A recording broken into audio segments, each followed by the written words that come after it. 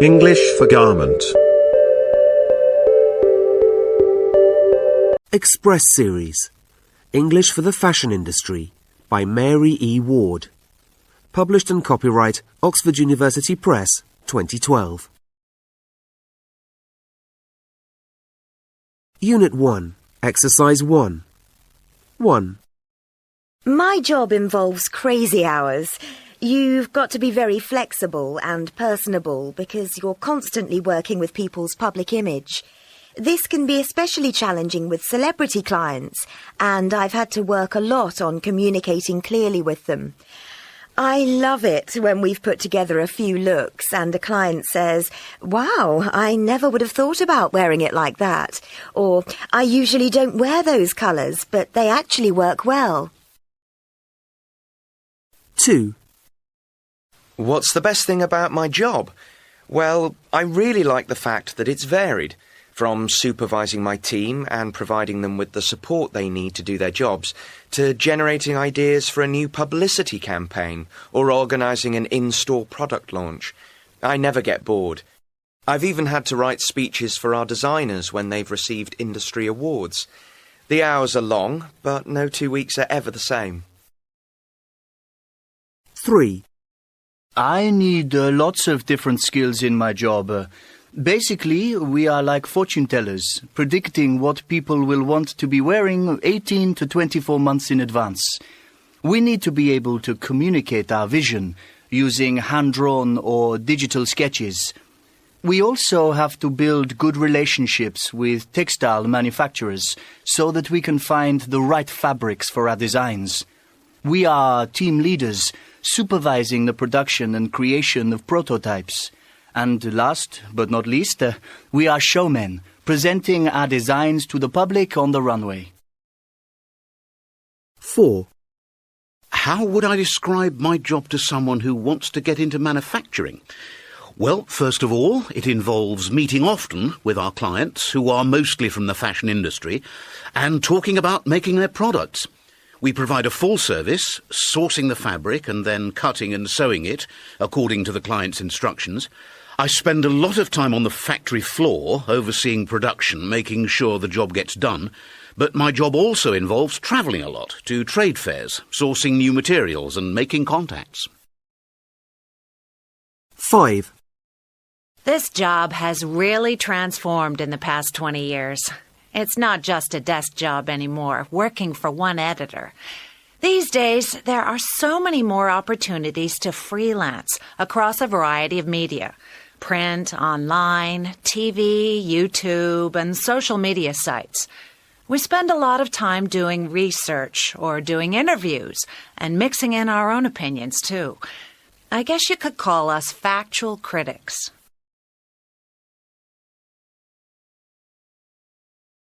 Unit 1, Exercise 8. Right.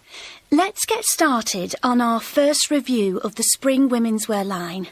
Susan, are you still working on the market research? Really, it's just about finished. In fact, our results so far show that generally there is a positive response to our proposed line. But I'm not sure we can include all the styles if we want the collection to be profitable. Really?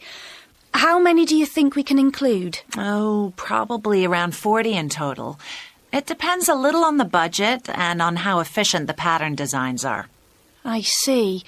Well, the design team is still working on the casual line, so let's focus on the career line for now.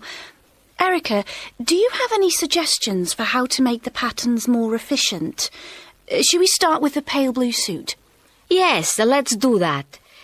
If we leave the collar and the lapels of the jacket, it'll use less fabric and be quicker to sew.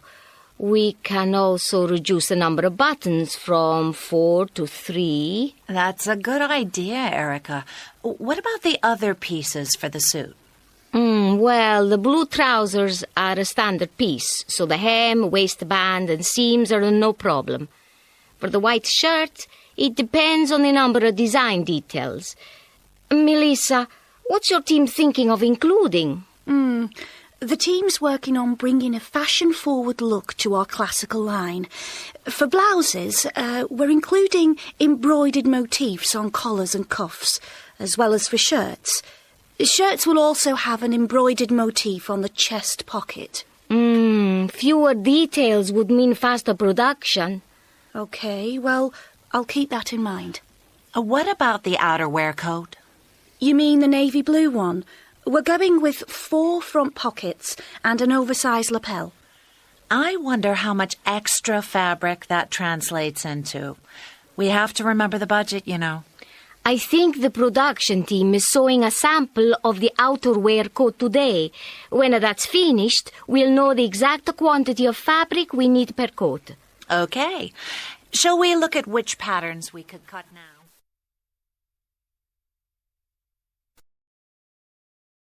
Unit 1, Exercise 12.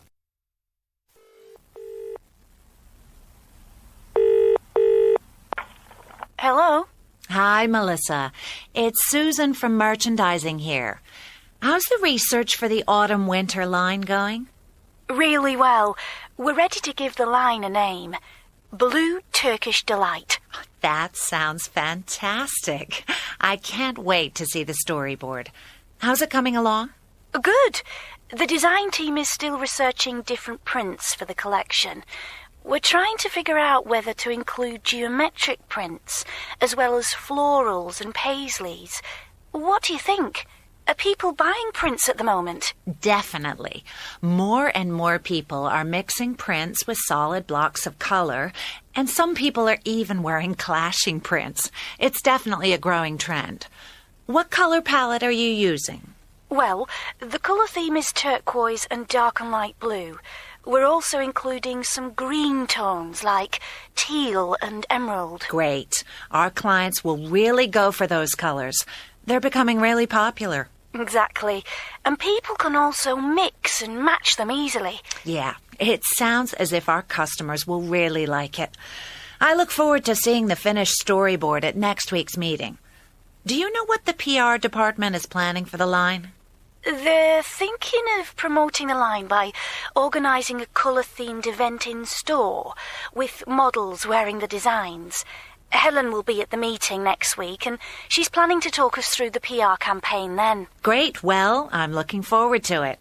See you at the meeting. OK, see you then.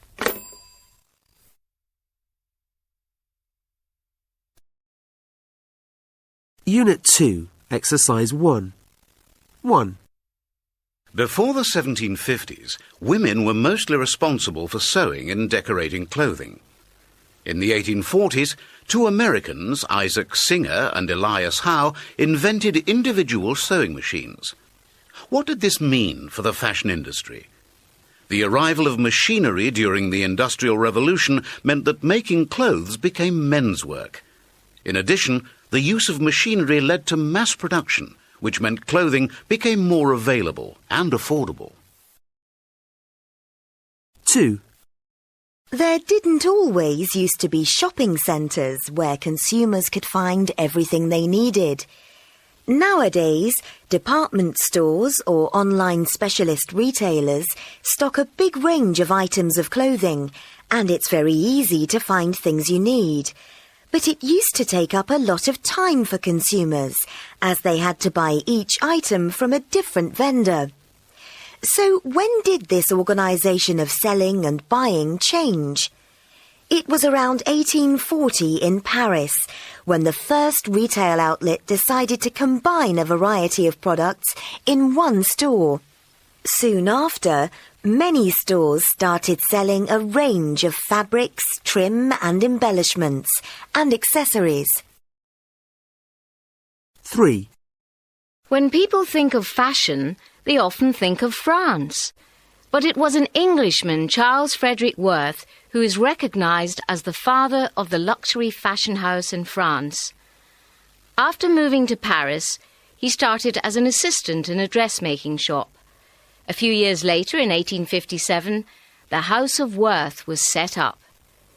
He changed dressmaking by offering consumers new ways to buy clothes, like mix and match pieces, and by putting on seasonal shows for House of Worth's designs. Clients used to tell dressmakers how they wanted their clothes to look. But with the House of Worth, the designer basically decided which styles clients would wear. 4. Designers like Paul Poiret, Lucille and La Maison Paquin used live parades of models walking around at shows to present seasonal collections for invited journalists and merchants. Lucille, in particular, used to give her shows themes, and she trained her models to walk in a special way and gave them exotic names. This interested the audience and started the lifestyle storyline that so many brands use today. Modelling at that time was not a profession, so actresses, opera singers and dancers used to walk the runways. Later, Elsa Schiaparelli produced theatrical themed collections, and her shows, with music, dance and special lighting, attracted New York's high society. 5. Individual countries have always tried to promote their commercial strengths, and in 1900, France hosted a global gathering of not only fashion designers and houses, but also merchants and inventors.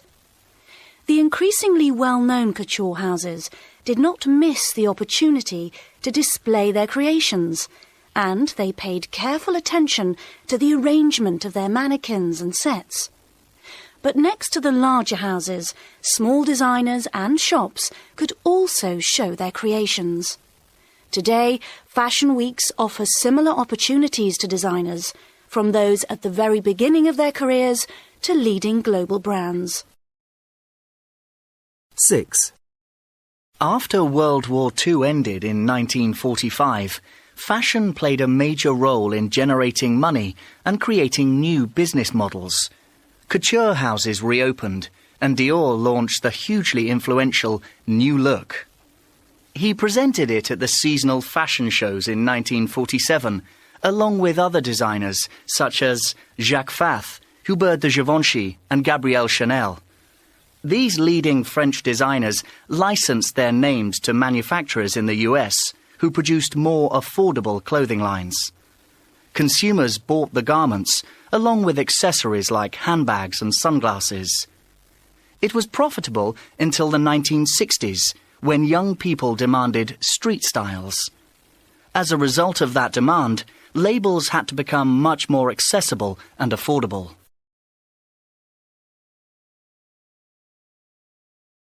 Unit 2, Exercise 9. That's very interesting, Viviana. I'd like to go on and discuss the history of fashion illustration. Could you tell me more about the role of fashion illustration over the centuries? Of course. Well, you see, illustration has almost completed a full cycle. It used to be the most important tool for communicating styles to customers until it was almost completely replaced by photography. But now it's popular again. How did fashion illustration begin? Was it used for advertising? Not really. In the 16th century, illustrations were included in society papers at the French and Spanish royal courts. Some very good artists were commissioned to paint high society women wearing popular styles. Many were produced as engravings, when they trace a design on something like copper and then transfer it to paper. I see. So when did illustration become an essential part of fashion promotion? It was Paul Poiret who first used illustration to promote his designs.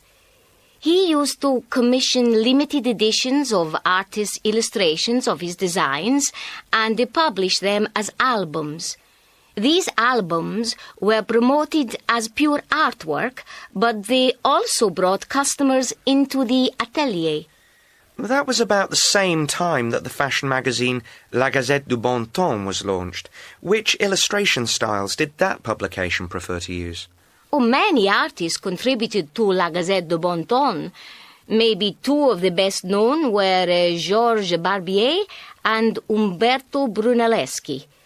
They used wood blocks for printing, similar to the technique used in Japanese prints. How interesting. Much later, in the 1930s, the photographic camera replaced illustration in fashion magazines. Was that the end of illustration in fashion? Well, historians have called it the death of fashion illustration, and Vogue and other magazines certainly preferred photographs to illustrations. But the fashion industry revitalized illustration in the 1980s, and some innovative lifestyle magazines like ID mixed it with photography in a dramatically modern way. It was as if illustration and photography had finally found a way to exist together. Are illustrations today found only in magazines? Oh, no. Actually, they're everywhere in fashion magazines and as advertising campaigns as well. One famous department store in New York used illustration in an advertising campaign in the 1990s, and it was very successful. And are the illustrations we see today very different from those in the early 20th century? Absolutely. Today you can see all kinds of techniques used, from hand-drawn to computer-generated. The important thing is that illustration continues to tell the story of fashion. Viviana, thank you for sharing your expertise with us. It's been fascinating to learn more about fashion illustration. You're welcome.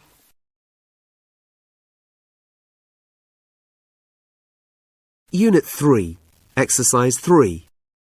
First, the raw materials have to be sourced from a range of international or sometimes local suppliers. Then they go through a series of refining stages. For example, the seeds and leaves in natural materials like cotton need to be removed so they don't go into the final textile. Next, they are ready to be spun into yarn or thread on spinning machines. Once the yarn or thread is ready, the material is woven into fabric rolls. After that, the fabric may be coloured, either dyed or printed, and then finished. For example, given a chemical treatment to make the fabric waterproof, say, for outdoor jackets. Finally, the fabric may be embellished or decorated, for example, with embroidery or lace.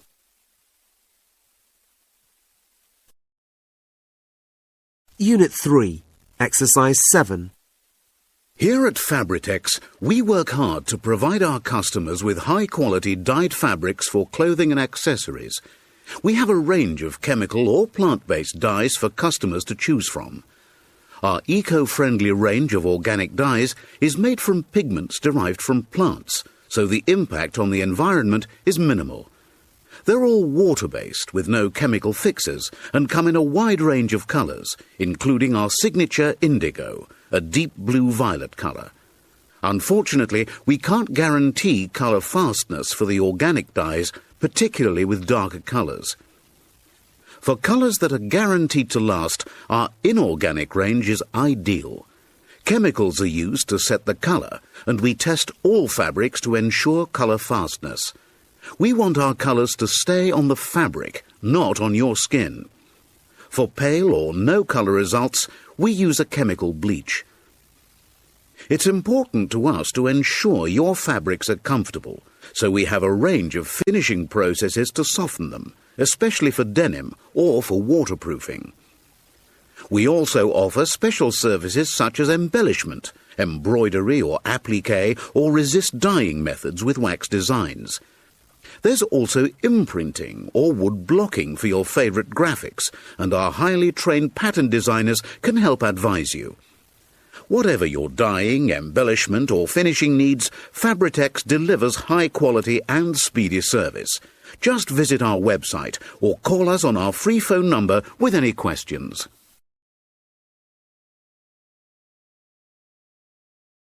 Unit 3, Exercise 10. 1. Hello, and welcome to our stand. Oh, good morning. Thanks. Can I show you anything in particular? My company is looking for some cotton knits for our summer line. You've come to the right place. We've got striped cotton jersey knits, polka dot cotton twill, and a cotton and poly blend, all of which are available in a rainbow of colours. Oh, that sounds good. Could I see some swatches or samples? Sure, they're right over here. 2. Hello. I see by your stand that you specialise in yarn. That's right. We produce a few types of synthetic yarns, but most of our production is organic. Oh, really? What kind of organics do you produce? Well, we've got sheep's wool, camel hair, alpaca, angora, and some cashmere. Great. For our winter collection, we're planning V-neck wool vests, tartan skirts, and cashmere sweaters. So, the yarns you mentioned are ideal. Are there any samples I can look at? Well, we have yarn samples, but we don't have any sample garments. Oh, that's too bad. Can I take a brochure instead? Of course. Here you go. 3. Can I help you find something? Well, I'm looking for fabrics to inspire me for my fall and winter collection. I sell my designs in my own boutique, and it's very important for me to use high-quality fabrics. Are you looking for synthetic or animal-based fabrics? Actually, both. I'd like to focus on luxury, so anything that looks and feels like velvet, silk, leather, and fur should work. My clients want clothes that are both glamorous and easy to wear. For example, a black silk tank top or a velvet skirt. Okay. We've got both synthetic and animal-based fabrics for those examples. Here's a polyester cotton blend that looks like velvet, and this is a silk-like fabric. They look very interesting, but I'll have to see how they fall and drape on a mannequin. We have samples made up just for that purpose. There are some draped over there on the mannequins. Would you like to see them? Yes, that would be great. 4. Hi there. Hello? How can I help you? Well, I see from your sign that your company specialises in innovative finishings. That's right. We do everything from easy care acrylics to wrinkle-free cotton to fabrics for breathable activewear. What about waterproof finishes? Do you do them too? Absolutely. We've got this new process that makes outerwear. I'm assuming you work for an outerwear company. That's right. I'm researching ways to make our jackets more waterproof and durable. I see. So I was saying that our new waterproofing process, well, it does just that, but as well as waterproofing, it lengthens the lifespan of the fabric. Have you done performance tests? Could I see some statistics? Yes, we have. Let me just show you some recent test results on my laptop here. Right. Oh. And do you have a sample I can take a look at? Of course. Right this way, please. 5. Hi, can I help you? Oh, I'm just looking for now. Do you work for a clothing manufacturer? Actually, my company makes raincoats and umbrellas. Oh, we do lots of business with outerwear companies. Really? We're currently looking for a new supplier for nylon and synthetic animal fur, like fake sheepskin. Oh, I'm sorry to say we don't supply anything like that. Oh, that's a shame.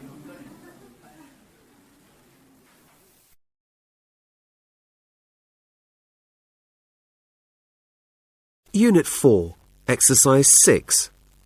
1. Have you got the specs for the new winter trousers? Yes, I've just put them into the system. Are we supposed to include a cuff? Yes, the design calls for a 7-centimetre cuff, but I'm not sure we'll have enough fabric. I'm wondering whether we should reduce it to 5 centimetres. Let's make 2 possible patterns and see what the CAD software calculates for the fabric amount. OK, that sounds good to me. 2. Hello? Josie, hi. It's Paul from Design Development. Hi, Paul. What can I do for you? I just wanted to make sure you got the spec sheet for the coat. Yes, I did. Was there anything you wanted to change before we start sewing the prototype? Actually, yes. Could you add another top pocket on the left front piece? I've ordered some extra material and it's on its way. Okay. I'll see that it gets put on and we'll let you know as soon as it's done. Great. Thank you.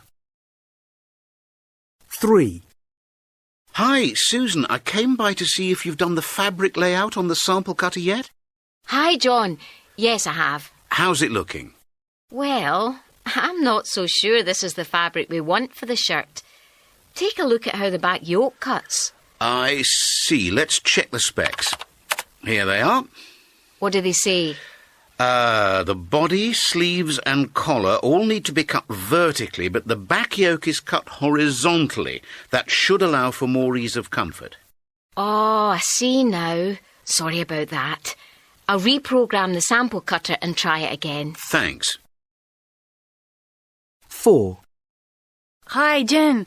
Can I talk to you for a moment? Sure, Kate. What about?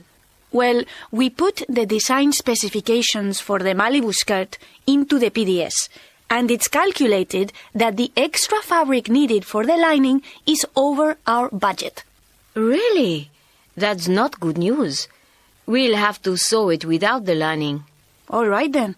We'll revise the spec sheet as soon as possible. Thanks for letting me know. 5. Is the jacket prototype ready for the style review? Yes, our fit model is just putting it on. Here she is now. Great. Let's take a look and see how the fabric works live. Sarah, could you please walk around and then sit in this chair? Thanks. What do you think? The right top sleeve looks a little longer than the left one. You're right. Okay, I'll have to make the changes to the spec sheet. We'll let the left one out a bit. Sounds good to me. Let me know when the new prototype is ready.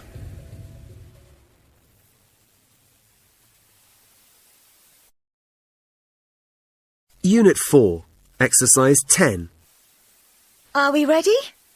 Okay, well, to start with, I think we need to include bootcut jeans in this collection. I agree. The pattern is quite basic.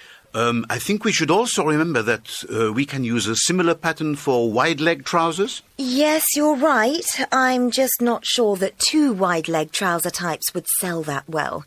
Do you see what I mean? Yes, maybe you're right. Should we go for a tapered trouser then? Well, let's think about that one for a moment. We can come back to it later.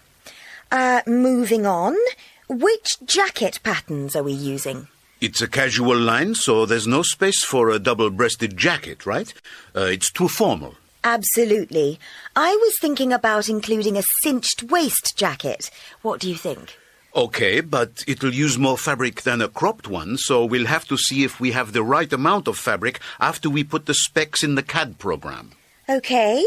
Could you let me know about that, say, by tomorrow afternoon? Sure, no problem. Great. Now, let's see. Next we have shirts. I see from the specs that the shirt pattern allows for a lot of ease of movement. I'm not so convinced that winter is a time for loose-fit shirts. I see your point. We could easily modify it to make it more fitted. Would you have to take in a lot? Probably not. I think we could do it by taking in about 3 centimeters. That sounds good. I'll draft a couple of designs after this meeting. Great. Once I have those, I can start working on the new spec sheet. Sounds good. Now, we just need to go back and make a decision about the cut of the trousers. What do you think about...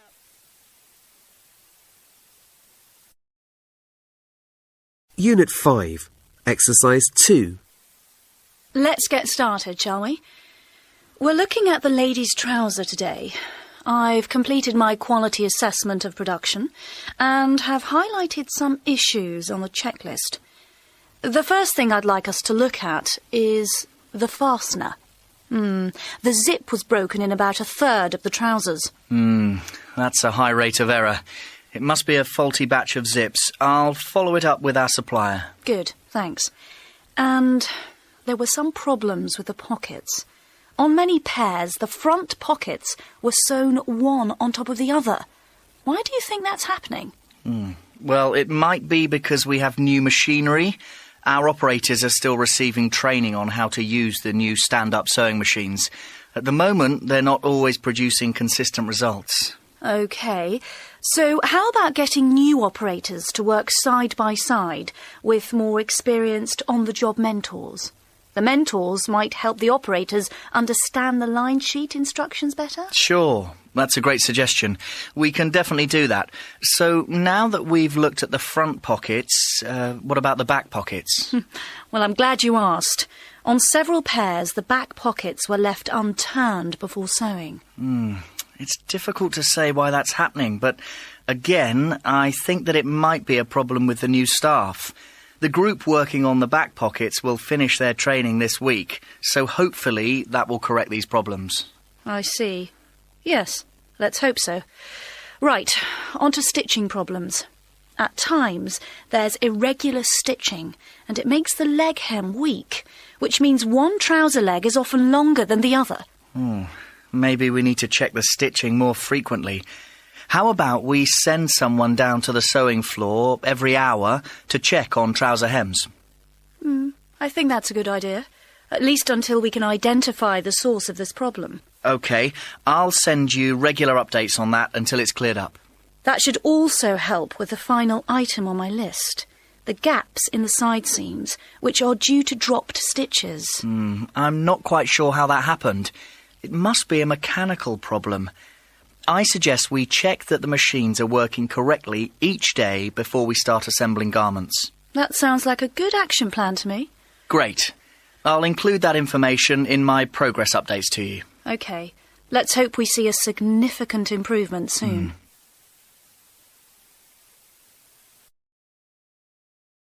Unit 5, Exercise 8. Well, I just got off the phone with the people from Nishau department store. I've got some more detailed instructions about how they want their garments packaged. Great. Did they say what they wanted to do about folding the men's shirts? Yes, they said they want the shirts machine-folded but not tagged, with cardboard and straight pins. OK. And did they say whether they preferred individual bags? Yes, they'd like them in separate plastic bags with about 25 in each box. We can do that. How about the jeans order?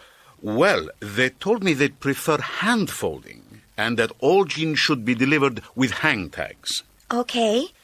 And what about packaging? They'd like the jeans to be 50 per box. No problem. We can do that quickly.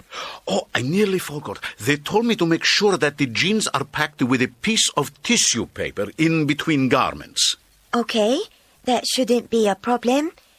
That just leaves the dresses. Yes, they want the dresses in FRM form, so not folded. Oh, really? Then I guess we need to put hang tags on them too. That's right. And they also want us to hang all the dresses in rayon garment bags. Do you know what kind of hanger they'd like? Well, they said they'd prefer a fabric hanger since the dresses are delicate. Anything else? On the orders, no. But they said they enjoyed working with us. Well, that's a nice compliment. OK, let's get to work.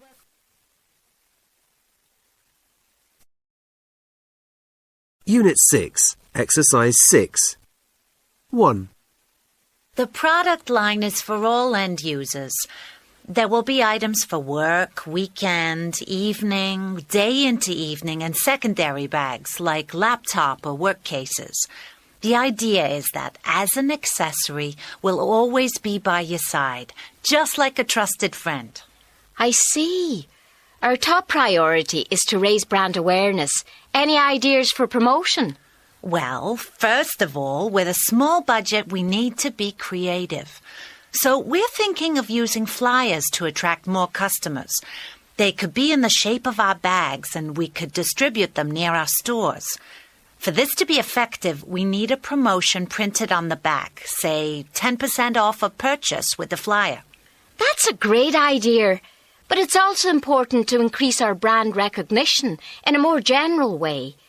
For example, we could create a webzine, where we talk about how our line has lots of modern looks, even trendy ones.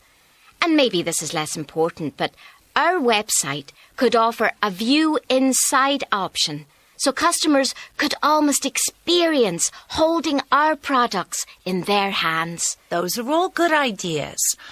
Shall we see how they might work with the budget?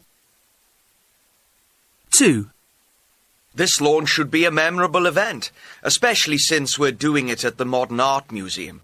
The artist, Gillian Guilford, has agreed to design the bottle, and the researchers are working to source new raw materials for the aroma.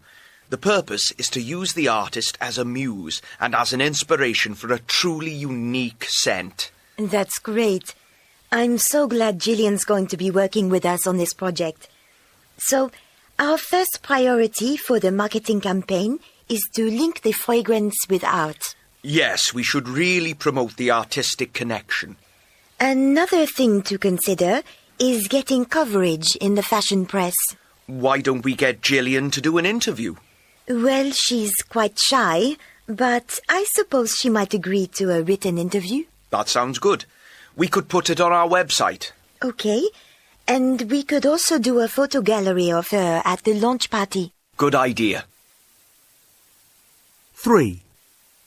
Our own brand of crockery is almost ready to launch, so can you talk us through the marketing strategy for the new line? Well, we have a photo shoot set up with the actress Mina Pantano. She's agreed to be the testimonial in our magazine ads. First and foremost, the goal is to get the customer to make a connection between her role as a TV mother and our crockery line. But don't you think that an actress with her reputation could distract customers from buying our products? She's had some bad publicity recently. Perhaps. Maybe we should wait and see how the photo shoot goes. But focus groups show that customers link TV roles to products. OK. I suppose we can give it a try. That should create a buzz anyway. We also plan to do special in-store events like demonstrations in the homewares department to show customers how good the line is. How about getting a well-known chef for those demos? Let's focus on the big picture for now. We can work out the details later. 4. I've got some good news. Truman Designs has teamed up with Harrington's department stores to handle the marketing campaign for a new line. Great. What's the product line? Intimates and loungewear for men and women. So, what are our marketing priorities? Above all, with the advertising campaign, we need exceptional photography for print ads and a great director for TV and online videos. The idea here is to increase brand awareness among 18 to 25-year-olds and to emphasise the image of luxury that our brand represents. We could also do a behind-the-scenes video for our website, offering our customers an exclusive look at the collaboration. We could call it Bedtime Stories or Truman Tales or something like that. OK, although to do that we'd need a video editor. We can also include the video on our Facebook page. What about Twitter? Could we create a viral campaign? What if everyone who likes us on Facebook or retweets on Twitter automatically gets entered into a sweepstakes to win free products? What do you think? I'm not sure. Maybe the viral aspect isn't as important. But I like the behind-the-scenes idea.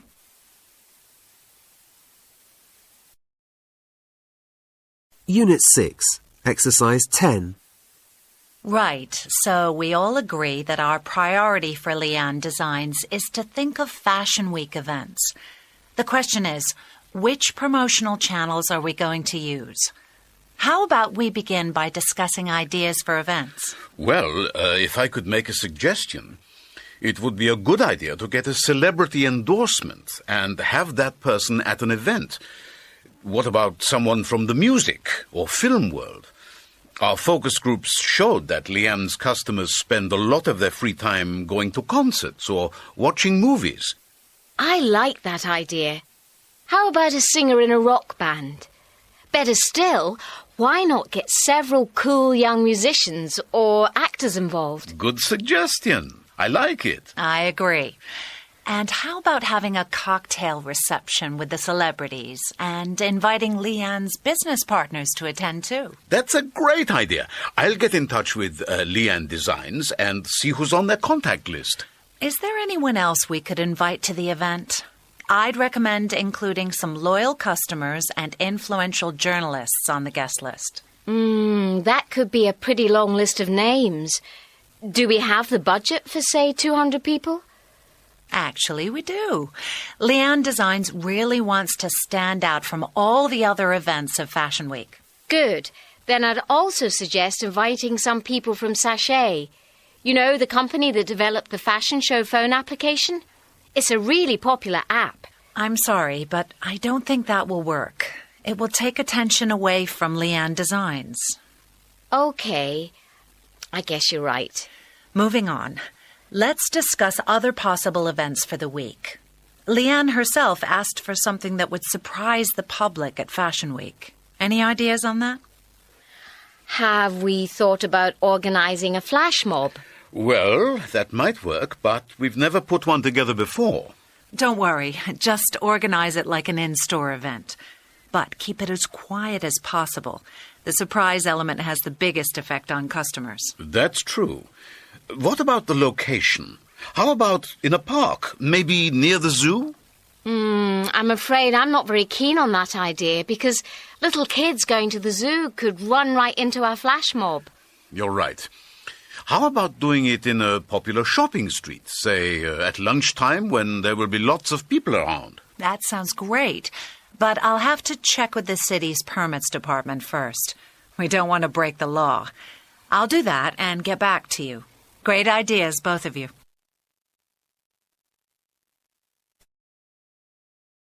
Unit 7, Exercise 3.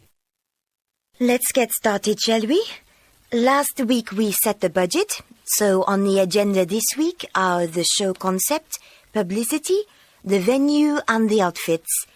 We'll also review who's doing what.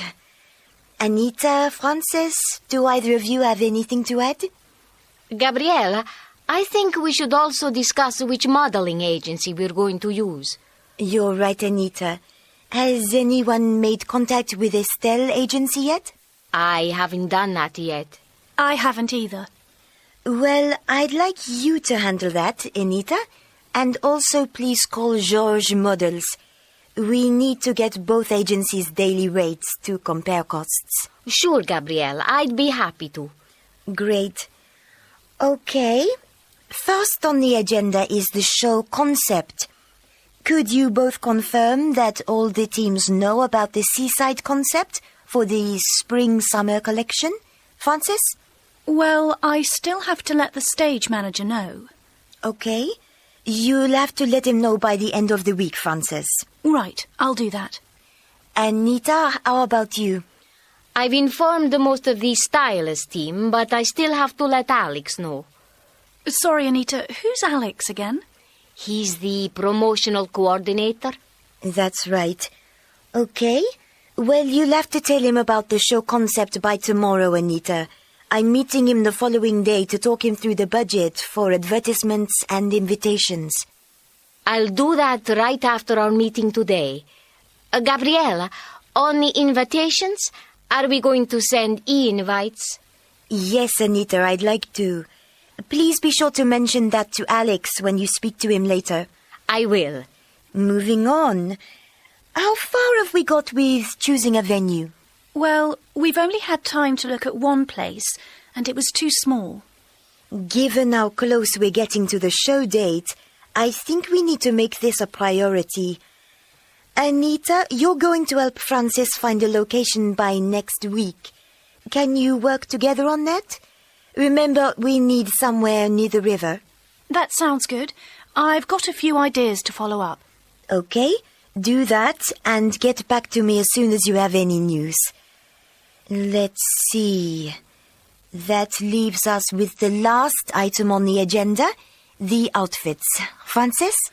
Well, I've had a couple of meetings with the designer, but we still need to agree on the final lineup. Do you need help with that? I'll be free next Tuesday afternoon. See if you can set up a meeting with the designer for that day, and we'll try to finalize the number of outfits for the show. That would be great, Gabrielle, if you could help me with that. Thanks. No problem. It looks like the show is shaping up well so far. Now, before we finish, is there any other business?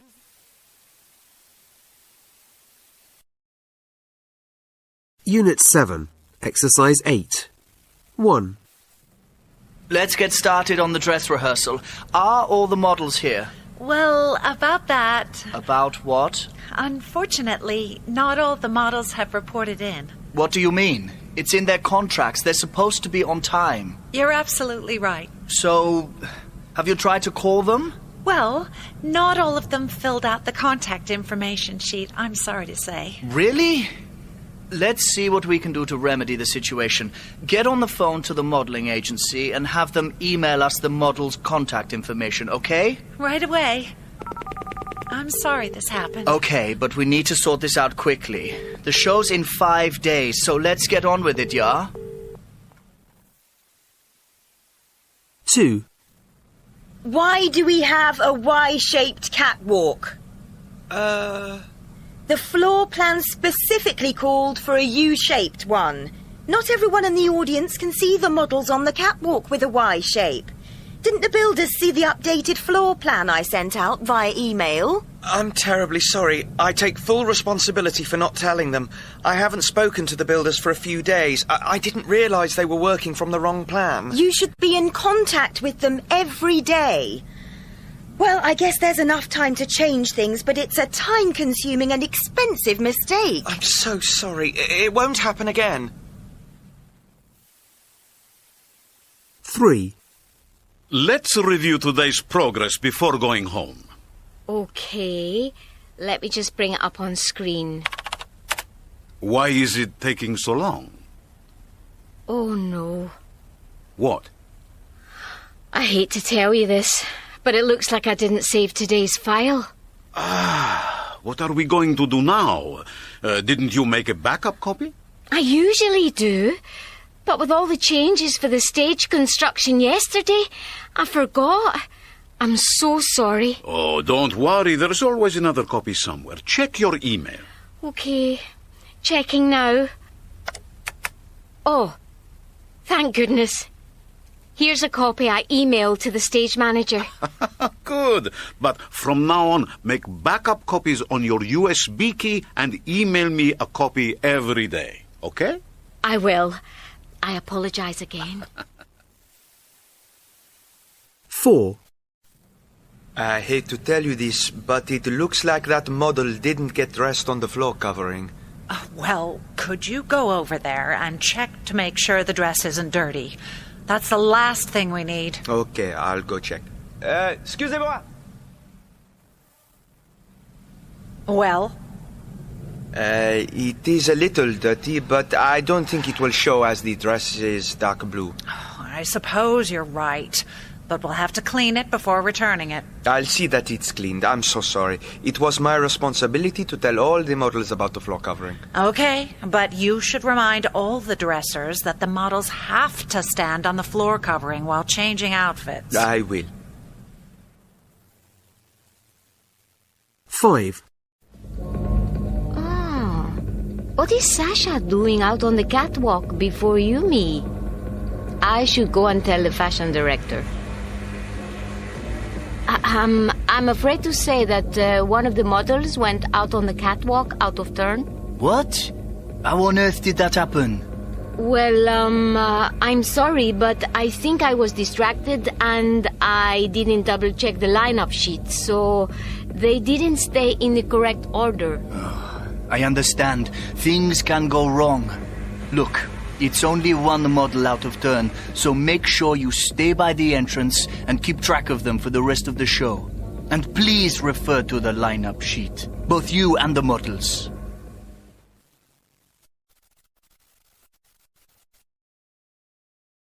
Unit 8, Exercise 4. Okay, it looks like we've got everything. Could you dress the mannequins while I get the ladder? Do you need a hand with the ladder? No, thanks. I can handle it. Right. I've got the ladder. How are you getting on with dressing the mannequins? Great. I've just finished putting the accessories on them. Could you help me install the background panels? Yes, no problem. Would you pass me the stapler, please? Here you are. Shall we staple the two panels together? All right. There. Great. Now, on to hanging the cloud props. OK. Let's move the ladder over here. Can you hand me the screwdriver? Sure. Here you go. The plan says they hang over the two mannequins. So I suppose one cloud goes over each mannequin. There. One of them is ready. Stan, how low can the other cloud go? What do you think? Well, I think it can go a bit lower. Just a moment. How does this look? That looks good. OK. Let me just screw it in. Does this look OK? Yes, that looks about right. Right. What's next? Well, we've got the prop for the dog. Is the female mannequin supposed to hold it? Just a moment. I'm looking at the plan. It says the dog is next to the tree prop. OK. There we go. Right. The last two things we need to do are the lighting and the decals. Well, I'll do the lighting if you stick the decals on the window. Sounds good to me. But are you sure you don't need a hand with the lighting? Well, just tell me how they look when I get them set up, OK? OK. So, does the yellow spotlight work? I've angled it onto the female mannequin. Yes, that looks good to me. Then the other spotlight should be on the male mannequin. Could you take a look? Does this blue spotlight work? Hang on. Yes, it looks fine. Stan, do you remember where the 50% off decal goes? Yes, it goes in the upper left-hand corner of the window. Thanks. You're welcome. Now, I think we've earned ourselves a break. Should we get some coffee? Yeah, that's a good idea.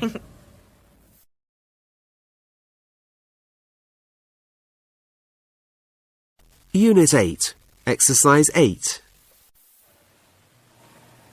Good morning. I'm the buyer for a high street store, and we're very interested in some of the garments from your spring ready-to-wear line. That's great news. What garments were you thinking of? Would you like to place an order?